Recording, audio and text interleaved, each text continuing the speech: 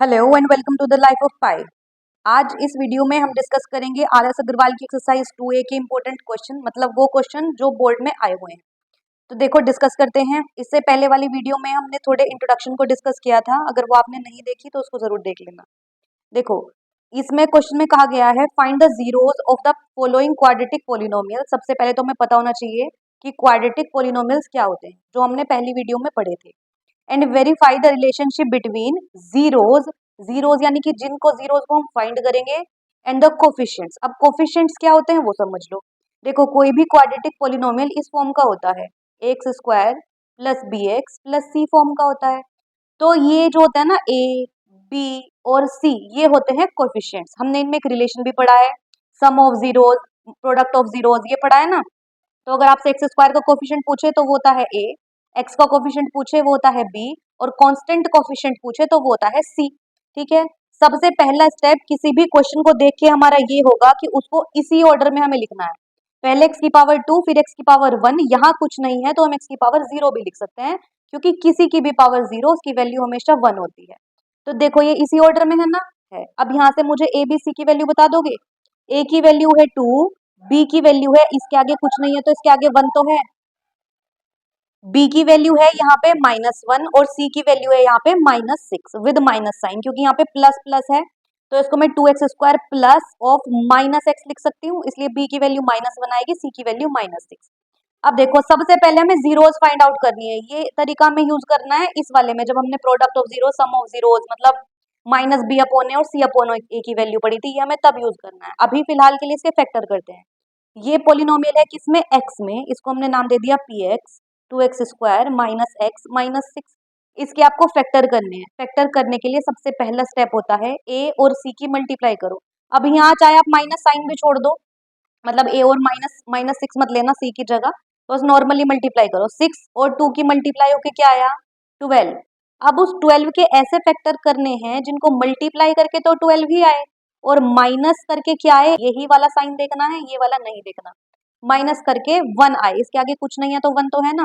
देखो ऐसे ऐसे कौन से फैक्टर होते हैं, 4 और 3 होते हैं क्या, 4 3 जार 12, और 4 में से 3 माइनस किया तो क्या आया, 1 आया। अब देखो क्या होगा आगे। अब ये 2x² इस -1 की जगह मैं 4 - 3 इंटू एक्स लिख सकती हूँ, -6। ये हो गया 2x², इस माइनस की अंदर मल्टीप्लाई करी, -4 इस x की इधर से होगी -4x, minus minus plus 3x -6। यहाँ से क्या कॉमन आएगा, 2 कॉमन आएगा और x कॉमन आएगा, अंदर क्या बचेगा, x -2। यहाँ से भी क्या कॉमन आ जाएगा, 3 कॉमन आ जाएगा, क्या बचेगा, x -2। अब इन दोनों से क्या कॉमन आएगा, x -2 बचेगा क्या, 2x +3। तो ये px की वैल्यू आ गई। अब देखो कोई भी x की वो वैल्यू जो इस पोलिनोमियल को 0 बना दे वही तो 0 होगी, यानी कि अब हमें इस px को इक्वल्स टू 0 रखना पड़ेगा, तभी हम x की वो वैल्यू निकाल पाएंगे जो इस पोलिनोमियल को 0 बना दे। तो अब देखो दो नंबर का प्रोडक्ट, अब px 0 मतलब x -2 into 2x + 3 equals to 0, है ना। अब देखो दो नंबर का प्रोडक्ट 0 है, दो नंबर का प्रोडक्ट 0 है। अब इनमें से कोई एक नंबर तो 0 होना चाहिए, तभी तो प्रोडक्ट 0 देगा। मान लिया ये 3 है, मल्टीप्लाई 0 तभी 0 आएगा। मान लिया ये वाला 3 है, ये 0 है, तब 3 की 0 से मल्टीप्लाई होके 0 आएगा। अब हमें नहीं पता इनमें से कौन सा 0 है, तो हम बारी बारी से दोनों को 0 के इक्वल रख देते हैं। अब देखो यहाँ से x की वैल्यू क्या आ गई, 2 आ गई। यहाँ से x की वैल्यू क्या आएगी, -3, ये उधर जाएगा और ये 2 इसके डिवाइड में आएगा। ये x की दो वैल्यू आ गई, मतलब इस इक्वेशन के px has 2 roots which are 2 and -3/2। इन रूट्स को हम जीरोस भी बोल देते हैं, ठीक है। वैसे रूट्स हम क्वाड्रेटिक इक्वेशन में पढ़ेंगे, यहाँ जीरोस का यूज किया है तो जीरोस बोलेंगे। अब देखो उसने कहा था वेरीफाई करो रिलेशनशिप किस किस के बीच में, जीरोस के बीच में और कोफिशिएंट्स के बीच में। अब रिलेशनशिप हम एक बार तो सम करेंगे इन जीरोस का, और एक बार हम प्रोडक्ट करेंगे इन जीरोस का। फिर देखेंगे जो कोफिशिएंट के हिसाब से हमने सम और प्रोडक्ट निकाला था, यानी कि -b/a और c/a, वो इक्वल आता है या नहीं आता है। अच्छा चलो सबसे पहले सम कर लो। सम ऑफ जीरोस, क्या जीरोस आई, एक तो आई हमारी 2 प्लस एक आई -3/2। अब 2 के नीचे कुछ नहीं तो 1 लेना पड़ेगा, इन दोनों का एलसीएम लो, क्या आएगा 2। यहाँ 2 की कमी है तो 2 देना पड़ेगा इसको, ऊपर भी नीचे भी। तो क्या हो गया ये 4 प्लस माइनस माइनस 3, क्या आया 1/2। अब देखो जब हमने सम ऑफ जीरोस पढ़ा था यानी कि अल्फा प्लस बीटा हमने पढ़ा था ना पहली वीडियो में, वो क्या होता था माइनस बी अपॉन ए, माइनस बी अपॉन ए होता था। देखो ये जो सम ऑफ जीरोस है ये भी माइनस बी अपॉन ए दे रहा है, क्या माइनस बी, बी की वैल्यू क्या थी -1, ठीक है। एक माइनस तो इसके पास पहले से ही है, बी की वैल्यू भी क्या थी -1 अपॉन ए की वैल्यू क्या थी 2, ठीक है, ए की वैल्यू थी 2, तो ये भी क्या आ रहा है 1/2। तो इसका मतलब चाहे आप जीरोस का सम कर लो या आप माइनस बी अपॉन ए के थ्रू सम कर लो, alpha plus beta equals to minus b upon a, ये आपका इक्वल आना चाहिए। अगर ये सम इक्वल आ गया तो ठीक है, अभी आधा वेरीफाई हुआ है, हमें प्रोडक्ट भी करना है। तो अब क्या लिखेंगे, प्रोडक्ट ऑफ जीरोस, क्या आएगा प्रोडक्ट ऑफ जीरोस, एक जीरो हमने निकाली 2, उसका प्रोडक्ट करना है -3/2 के साथ, इस 2 से ये 2 कैंसिल आउट हो जाएगा, आ जाएगा -3। अब देखो ये c अपॉन ए ही आ रहा है, क्या c की वैल्यू क्या है -6 और a की वैल्यू क्या है 2, -6 अपॉन 2, ये भी -3 आ गया। तो इसका मतलब हमने जब जीरोस का प्रोडक्ट किया और कोफिशिएंट्स के थ्रू प्रोडक्ट किया वो दोनों वैल्यू इक्वल आ गई, इसका मतलब हमारा ये क्वेश्चन कैसा हो गया वेरीफाइड। यही आपसे उसने प्रूव करवाया था। अब बढ़ते हैं अगले क्वेश्चन की तरफ। ये एक्सरसाइज का 5th क्वेश्चन है, चलो इसको देखते हैं। यहाँ से ए बी सी की वैल्यू क्या है, a equals to 4, b equals to -4, c equals to -3। सबसे पहला स्टेप तो हमारा वही होना चाहिए कि इसको ax² plus b x plus c की फॉर्म में लिखना चाहिए, है ये उसी फॉर्म में, तो हमने यहाँ से ए बी सी की वैल्यू निकाल ली। अब इसके फैक्टर करो, इसको पोलिनोमियल इन x कह दूं, ये हो गया 4x² माइनस 4x माइनस 3। अगला स्टेप क्या था, a और c की मल्टीप्लाई करो, कितना आया 4 3 जार 12। इसके ऐसे फैक्टर करने हैं जिनकी मल्टीप्लाई करके तो 12 आए और माइनस करके क्या आए 4 आए। बताओ ऐसे कौन से फैक्टर होंगे, 6 और 2 होंगे क्या, 6 2 जार 12, 6 माइनस 2 4। अब क्या लिख देंगे इसकी जगह 4x² minus 6 minus 2x minus 3, ये हो गया 4x² minus 6x minus minus plus 2x minus 3। यहाँ से क्या कॉमन 2x कॉमन, यहाँ बचा 2x माइनस 3, यहाँ से 1 कॉमन आ जाएगा, बचेगा 2x माइनस 3। 1 सबके पास होता है, हर कोई 1 को कॉमन दे सकता है। अब देखो इन दोनों से क्या कॉमन आया 2x माइनस 3 और बचा 2x प्लस 1, ये पोलिनोमियल इन x की वैल्यू थी। अब ये जीरो तभी होंगी जब ये px 0 के इक्वल हो जाए, यानी कि 2x माइनस 3 और 2x प्लस 1 इक्वल्स टू 0। अब फिर से वही करेंगे, इन दोनों का प्रोडक्ट 0 है तो इनमें से कम एक तो 0 होना ही चाहिए, तभी प्रोडक्ट 0 आ सकता है। तो देखो अब क्या करेंगे हम 2x माइनस 3 इक्वल्स टू 0 रख देंगे और 2x प्लस 1 इक्वल्स टू 0 रख देंगे।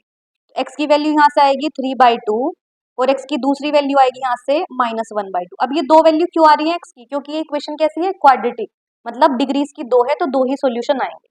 अब देखो फिर से करो sum of zeros, sum of zeros मतलब 3/2 का सम करना है -1/2 के साथ, यही तो 2 जीरो निकल के इनका सम कर दिया। इनका एलसीएम आ गया 2, ऊपर बचा 3 प्लस माइनस माइनस 1, 2 अपॉन 2 यानी कि 1। अब देखो यही वैल्यू जब हमने वो पढ़ा है अल्फा प्लस बीटा यानी कि -b अपॉन ए, यही वैल्यू -b अपॉन ए से आ रही है, क्या -b यानी कि माइनस ऑफ, यहाँ पे कर लो -b यानी कि एक माइनस तो पहले से ही है, b की वैल्यू भी -4 है अपॉन a की वैल्यू भी 4 है, ये हो गया माइनस माइनस प्लस, इस 4 से ये 4 कैंसिल आउट, तो ये आ गया 1। अब देखो ये दोनों वैल्यू इक्वल है ना, तो इसका मतलब सम तो वेरीफाई हो गया। ऐसे ही प्रोडक्ट वेरीफाई कर लो, product of zeros, product of zeros मतलब 3/2 इंटू 3/2 इंटू -1/2, देखो क्या आया, 3 की मल्टीप्लाई जब -1 से हुई तो -3 आएगा, 2 की मल्टीप्लाई 2 से हुई तो 4 आएगा। अब देखो हमने अल्फा डॉट बीटा भी पढ़ा है जो होता है c अपॉन ए, मतलब इस तरह से प्रोडक्ट भी पढ़ा है वो c अपॉन ए होता है। देखो c अपॉन ए क्या है -3 अपॉन 4, तो -3 अपॉन 4, देखो ये दोनों वैल्यू इक्वल आ रही है, क्या ये दोनों वैल्यू इक्वल आ रही है, तो इसका मतलब ये भी वेरीफाइड हो गया। ठीक है, चलो अगले क्वेश्चन की तरफ बढ़ते हैं। देखो अगला क्वेश्चन है ये, पहले सबसे पहले देखना है क्या ये इस फॉर्म का है ax² plus b x plus c, अगर नहीं है तो इसको पहले इस तरह की फॉर्म में लिखो, तभी ए बी सी की सही से वैल्यू पता चल पाएंगी। लिखो इसको इसी ऑर्डर में 5x² माइनस 8x माइनस 4। अब हो गया इस फॉर्म का, इसको पोलिनोमियल इन एक्स नाम दे देते हैं। ठीक है, अब इसके फैक्टर करो। सबसे पहले ए बी सी की वैल्यू बता दो। A equals to 5, b equals to -8, c equals to -4 हो गया। यहाँ से बताओ फैक्टर। ए और सी की मल्टीप्लाई करनी है। 5 4 जार 20, 20 के ऐसे फैक्टर करने हैं जिनकी मल्टीप्लाई करके तो 20 ही आए और माइनस करके क्या आए, 8 आए। तो बताओ कौन से ऐसे फैक्टर होंगे। 10 और 2 होंगे क्या, इनकी मल्टीप्लाई करके 20 आ रहा है और 10 में से 2 माइनस करके 8 आ रहा है। तो लिख दो इसकी जगह 5x², इस 8 की जगह लिखो 10 - 2 बाहर x -4।